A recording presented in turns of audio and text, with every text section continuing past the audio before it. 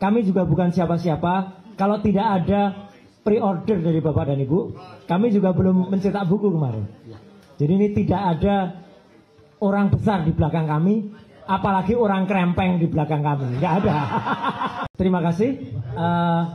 Bismillahirrahmanirrahim. Izin saya kalau sudah bisa tayang. Ya, proyektornya silahkan ditayangkan. Jadi alhamdulillah teman-teman sekalian, kita sudah masuk kepada grand launching buku kita. Tadi Pak Rizwan Sianipar sudah menjelaskan secara global apa isi buku. Dan saya akan men-spill secara berurutan meskipun agak cepat nanti, ya, apa yang kami tulis dalam buku ini. Karena buku ini terdiri dari 3 bagian. Bagian terdepan itu adalah bagian yang sifatnya sedikit ada sisi jurnalisnya, ada sisi kronologisnya, ada sisi naratifnya sedikit, tapi banyak deskripsinya juga.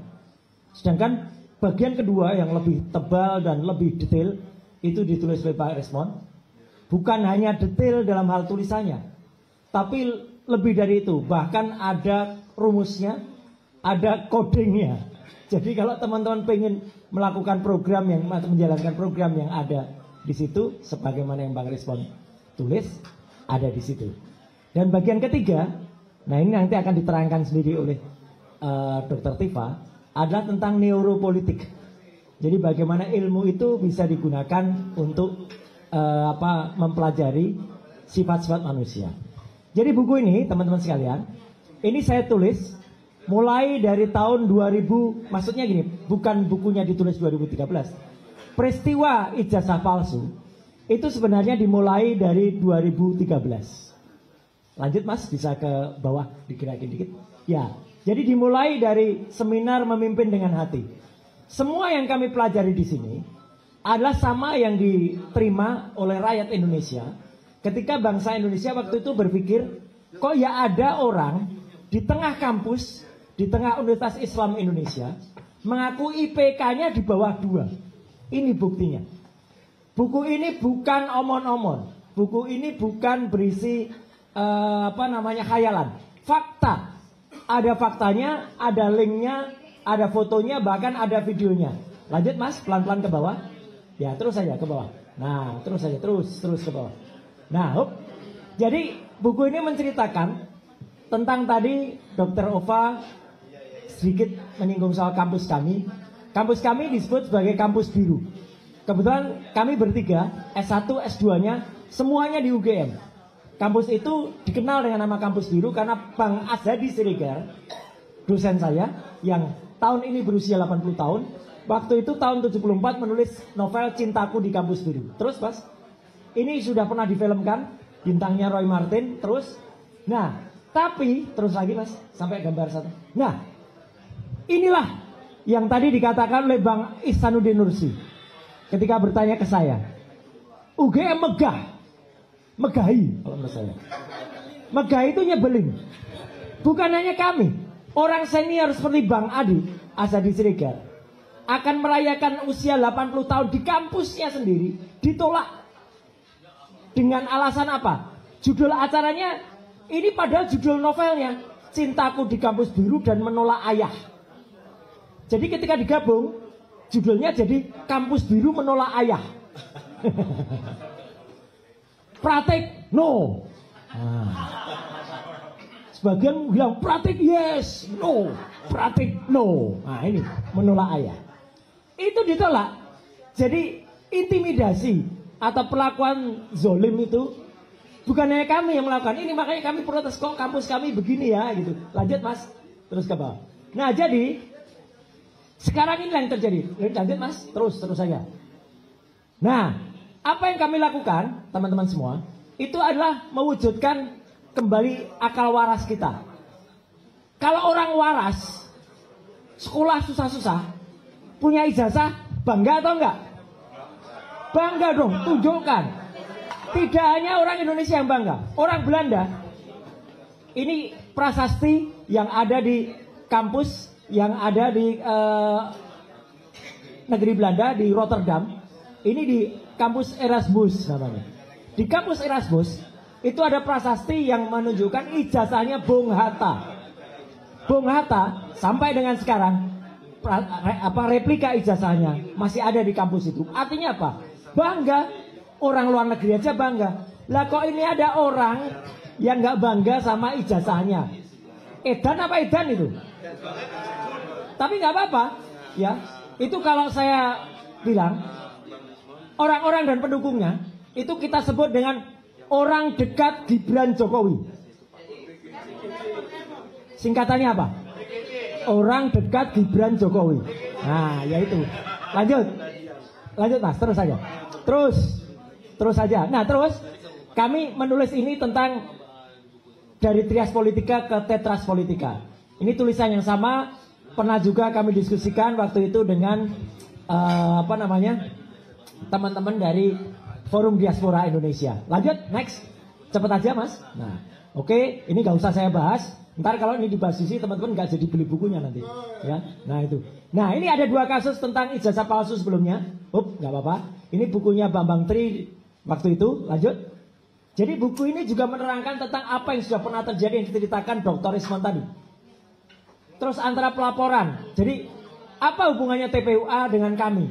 Kami memang bukan bagian dari TPUA, tetapi kami adalah yang ahli yang diminta oleh TPUA. Pelaporannya ada. Lanjut.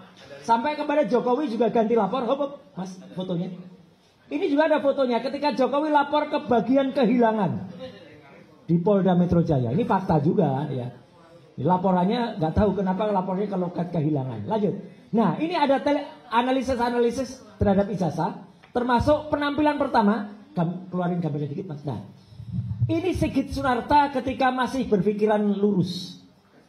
Artinya waktu itu dia tunjukkan fotokopi ijazahnya Jokowi. Karena itulah hak publik. Kemarin seperti yang Dr. Rismon sampaikan, juga Dr. Rafli sampaikan, UGM itu tidak menampilkan sama sekali, omon-omon saja. Podcast 33 menit tanpa ditunjukkan sesuatu. Ini kan konyol. Sebuah kampus yang malah mencampur adukkan yang namanya Undang-Undang Keterbukaan Informasi Publik, tapi malah ditunjukkan semua jadi tertutup. Lanjut Mas. Ya, jadi artinya teman-teman semua, lanjut. Ini ijazah yang diposting oleh Dian Sandi. Ini yang membuat heboh sebenarnya. Dian Sandi lah sebenarnya yang membuat heboh ini peristiwa selain tahun 2013 Jokowi tadi. Karena untuk pertama kalinya ijazah itu tampil secara berwarna, ya. Jadi bukan lagi fotokopi. Lanjut, Mas. Nah, ini berbagai analisis. Nah, ini kita singkat saja. Lebih detail nanti Anda baca di analisisnya Dr. Ismon, ya, di buku ini. 400 halaman, 500 halaman lebih, ya. Ini saya menerangkan secara singkat saja. Ada analisis namanya ELA, Error Label Analysis. Kalau ijazah asli itu, kalau ini ijazah saya, ke atas lagi Mas. Kalau dianalisis itu masih muncul gambarnya. Tapi ya ini naik lagi dikit, naik. Oh enggak, maksudnya turun. Nah turun lagi. Nah ini kalau ijazah asli itu masih terbaca tulisan ijazah, masih terbaca legalisasinya. Tapi kalau ijazahnya Jokowi, lanjut, Mas, terus. Nah ini ketika dianalisis terus ke bawah, jadinya seperti apa? Seperti kotoran burung, ya. Karena udah banyak editing. Terus kita langsung saja ke bagian kesimpulan. Jadi teman-teman semua, ini juga saya menganalisis foto dikit aja. Foto pada ijazah Jokowi bukan Jokowi. Nah, clean ya. Jadi di sini jelas justru mirip dengan, atau bukan mirip, justru sama dengan setelah software dengan orang lain yang namanya Dumatno Budi Utomo. Lanjut Mas, supaya saya tidak. Nah, ini yang paling penting, ijazah Jokowi 1120 yang ditampilkan di Bareskrim Polri dibandingkan dengan ijazah lainnya. Lanjut Mas. Fronojiwo nomor 1115 kayaknya mirip. Lanjut lagi. Hop. Tapi ijazah Jokowi yang atas dengan Fronojiwo di bawahnya terdapat perbedaan sekali. Z-nya punya Jokowi lebih ke atas, Z-nya punya Fronojiwo, dan Z-nya milik Sri Murtiningsih di bawah itu lebih ke bawah. A-nya juga, nabraknya juga beda. A-nya punya Jokowi itu keluar. Kalau dalam satu seri pencetakan, apalagi di bawah 100, nggak mungkin meleset. Kesimpulannya jelas, ijazah Jokowi tidak dicetak pada saat yang bersamaan dengan ijazah lain. Udah, gampang gitu aja. Jadi kalau di sini ada Pak Bitor mengatakan, oh ijazah itu ada di sono, tempat pasar ya Pak Victor ya. Nanti jelasin Pak Victor. Nah itu ya ini analisisnya. Jadi ini kesimpulan ilmiahnya, bukan sekedar dapat cerita. Lanjut, kita bagian penutup. Jadi supaya nggak terlalu lama, lanjut aja Mas. Terus. Hop, iya apa? Maaf, skripsi terus ke atas lagi. Nah ini, terus lagi ke atas lagi. Nah teman-teman semua, Bang Rismon bahkan sudah juga membuktikan. Tadi yang skripsi sengaja saya lewati, teman-teman baca sendiri aja nanti. Itu jelas betul kalau skripsinya jelas palsu, ya tanda tangannya salah, tidak ada lembar pengujian skripsinya, ya. Dan diakui oleh orang di sebelah kanan yang namanya Pak Kasmujo, diambil langsung oleh Dr. Rismon, ya, dengan kamera handphone beliau. Saya juga motret sendiri skripsi dengan saya sendiri. Jadi ini primary evidence, bukti primer. Jadi kami membantah kalau ada orang mengatakan buku ini tidak ditulis dengan data primer. Sekian, terima kasih. Wassalamualaikum warahmatullahi wabarakatuh. Dokter Tiva udah siap? Oh. Puisi boleh ya? Baca puisi bagian dari nanti speech berikutnya. Oke. Oke, tepuk tangan dong. Ditunjukkan. Kasih. Sadar kamera. Oke. Tahan. Sampai subuh. Oke, lanjut ya. Terima kasih. Ya, beliau ini bukan suami istri, istrinya yang di belakang. Baik. Silakan. Penghargaan yang kedua adalah ada seseorang yang hari ini memborong buku, tak kurang dari 15 buku. Kita berikan penghargaan kepada Ibu Dio. Iya. Ya, silakan Bu Dio. Bu Dio malam ini memborong 15 buku. Ya, karena Bu Dio langsung memborong 15 buku, maka kami berikan 16 buku sebagai penghargaan. Silakan Bu Dio maju. Maksudnya 15-nya nanti, satu dulu sekarang.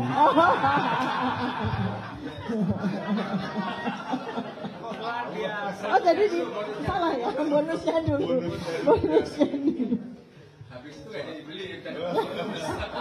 Nanti yang tadi sudah memperoleh dibongkar, lalu ditandatangani nanti ya. Oke, jangan lupa yang ke UN tadi. Jadi Bismillahirrahmanirrahim. Dengan nama Allah yang Maha Pengasih dan Maha Penyayang, ya. Kami bertiga haturkan buku ini kepada orang yang murah hati dan selalu membersamai kami semuanya dalam perjuangan. Saya kenal Bu Dio ini luar biasa perjuangannya. Selamat Ibu.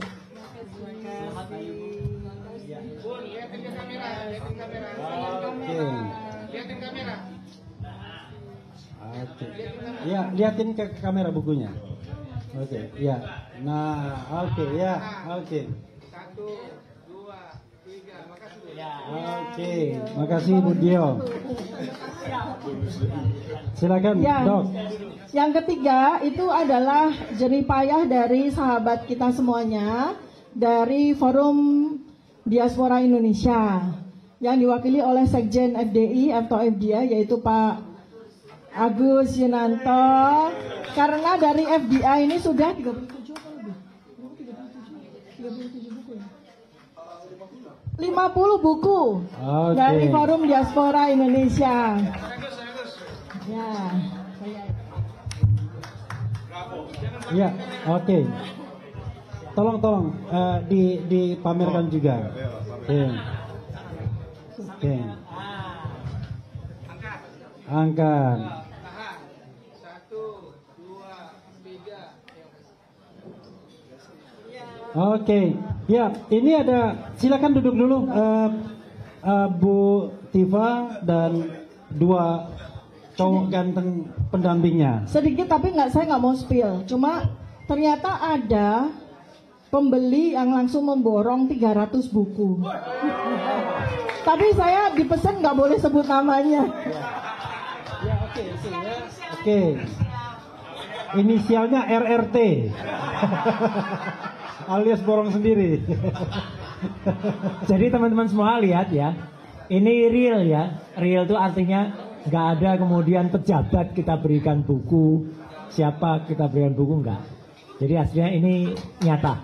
Iya, Tepuk tangan sekali lagi untuk para bapak dan ibu yang telah menjadi inisiator pembeli buku kami. Karena kami nggak ada apa-apa, kami juga bukan siapa-siapa. Kalau tidak ada pre-order dari bapak dan ibu, kami juga belum mencetak buku kemarin. Jadi ini tidak ada orang besar di belakang kami, apalagi orang krempeng di belakang kami. Nggak ada. Orang krempeng di samping ada. Ketika ada sesuatu yang tidak benar, kita suarakan. Ya bagaimana semua terangin dia sedungu ini? Ini manusia pecundang yang sangat merugikan bangsa kita ini. Saatnya jadi member eksklusif di channel YouTube Official ID. Tantang lagi para tambah sumpah di atas Al-Quran. Dia pengen masuk TV. Konten premium yang tidak tayang di TV. Live interaction. Halo pemirsa iNews, ini baru selesai. Emoji dan badge spesial. Reakses konten pilihan. Klik YouTube Official iNews. Join member hanya Rp10.000 per bulan.